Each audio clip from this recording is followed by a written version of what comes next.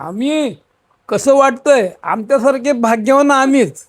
आम्ही पारमार्थिक दृष्टीने खूप भाग्यवान आहोत. संतांच्या घरात आम्हाला जन्म मिळाला, पंढरीमध्ये वास्तव्य मिळालं. रामकृष्ण हरी महाराज. रामकृष्ण. नमस्कार, मी राजश्री. कालपासून आम्ही पुण्याहून पंढरपूरला आलेलो आहोत. सकाळी 6 वाजता लाईनीत उभं राहून माऊलींचं मुखदर्शन घेतलं आणि आता सौभाग्याने आम्ही नामदेव महाराजांचे जे 16 वंशज आहेत, माननीय हबप केशवराज महाराज यांच्या जिथे ते राहतात त्यांच्या निवासस्थानी आम्ही आलेलो आहेत आणि सौभाग्याने त्यांची भेट झाली. खूप छान वाटलं माऊली. तर थोडंसं त्यांच्याशी हितगुज करूया, कारण या पवित्र वास्तूत ते राहतात. तर माऊली, आपल्या पंढरीत जेव्हा आषाढी वारी येते, आपण खूप वर्षापासून त्यात जात असालच, हो. तर त्याचा अनुभव कसा सांगाल आपण?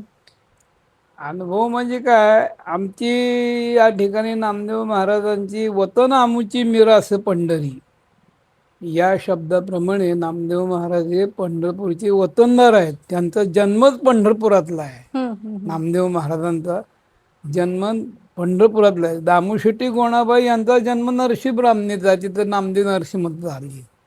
पण त्यांना एक मुलगी झाल्यानंतर 5-6 वर्ष त्यांनी मुलगा होण्याची वाट बघितली. ते काही चिन्ह दिसना म्हणून ते इकडं पंढरपूरला आले. लाहो लागला आंबेचा विठाबाई आनंदीचा. मग महाराजांचं मैचं गोनाईने नवस केला, देवापुत्र देई मला.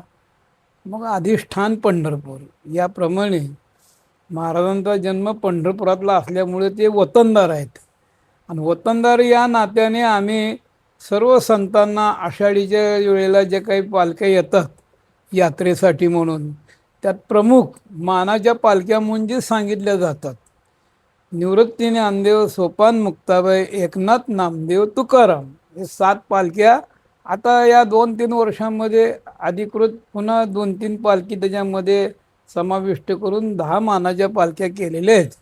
त्याच्यामध्ये कौंडण्यपूरची रुक्मिणी माता, निळोबाराय पिंपळनेरचे, त्या चांगावटेश्वर, ह्या 3 पालख्या, अशा 10 पालख्या ज्यावेळेस पंढरपूरमध्ये यात्रेला येतात तेव्हा नामदेव महाराज वतनदार या नियमाप्रमाणे आषाढ शुद्ध दशमीला वाकरी पांडुरंगाच्या पादुका आहेत, मूर्ती आहेत, विसावा म्हणून मंदिर आहे, त्या ठिकाणी त्या वेळेस आम्ही जातो. जेव्हा ज्ञानेश्वर महाराजांच्या सर्व पालख्या नंबराला लागतात तेव्हा मग ते पहिल्यांदा सगळ्यांच्या पाठीमागे 1 नंबरला ज्ञानेश्वर महाराज, मग 2 नंबरला संत तुकाराम महाराजांचे, 3 नंबरला संत एकनाथ महाराज, 4 नंबरला संत निवृत्तीनाथ, 5 नंबरला सोपानदेव, 6 नंबरला संत मुक्ताबाई. अशा 6 पालख्या लागल्या की 7वा नंबर आमचा तिथं असतो.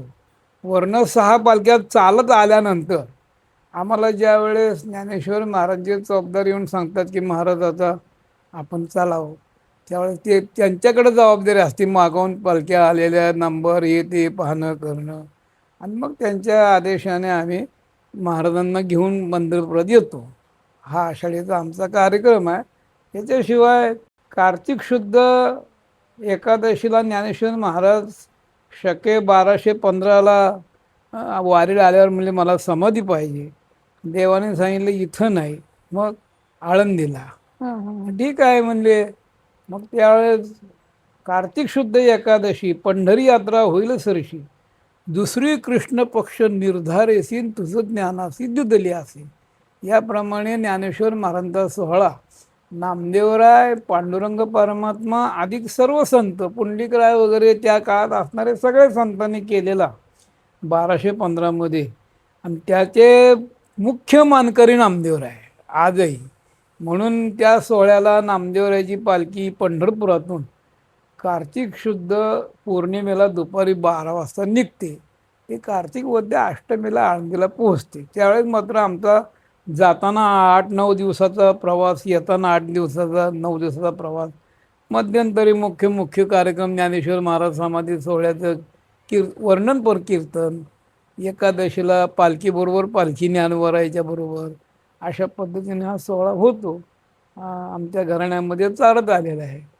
खरं तर आपण म्हणजे आमच्यासाठी खूप तुम्ही भाग्यवान आम्ही तुम्हाला म्हणू शकतो, कारण आपण संत नामदेव महाराजांच्या वंशात जन्माला आले त्यांची अशी ख्याती होती की ते पांडुरंगाशी स्वतः बोलायचे आणि जनाबाई त्यांच्या भगिनी त्यांच्या इथे त्यांनी वास्तव्य केलेलं आहे. आणि अशा कुटुंबात जेव्हा आपण जन्माला आलात आणि आज त्यांची जबाबदारी आपण आजपर्यंत पेलवताय, तर आपल्याला कसं वाटतंय? आम्ही कसं वाटतंय, आमच्यासारखे भाग्यवान आम्हीच. आम्ही पारमार्थिक दृष्टीने खूप भाग्यवान आहोत. संतांच्या घरात आम्हाला जन्म मिळाला, पंढरीमध्ये वास्तव्य मिळालं. या ठिकाणी रोज चंद्रभागा स्नान घडू न घडी पण डोळ्याला तर पाहायला मिळते. पांडुरंगाचं दर्शन घडू न घडू पण सान्निध्यात तरी आम्ही आहोत, नामदेव महाराजांच्या सान्निध्यात आहोत. वंश परंपरेने विशेष म्हणजे 16 पिढ्या झाल्या आमच्या ह्या सेवा ज्या आहेत त्या चालू आहेत. नामदेव महाराजांच्या जन्मठिकाणी नामदेवरायांनी बसवलेली केशवरायाची मूर्ती, तिथं त्या ठिकाणी पूजा अर्चा, फळाचे नित्यनेम हे सगळे आज 16 पिढ्या झाल्यात आम्हीच करत आहोत. पुढे आमचे मुलं आहेत, नातू आहेत, ते करणार आहेत. आणि ही वंश परंपरा अशी चालू राहील. चालणारच आहे. आमच्यासारखी धन्य आम्हीच आहोत, आम्ही भाग्यवान आहोत. पण पारमार्थिक भाग्य आमचं आहे, असं आहे.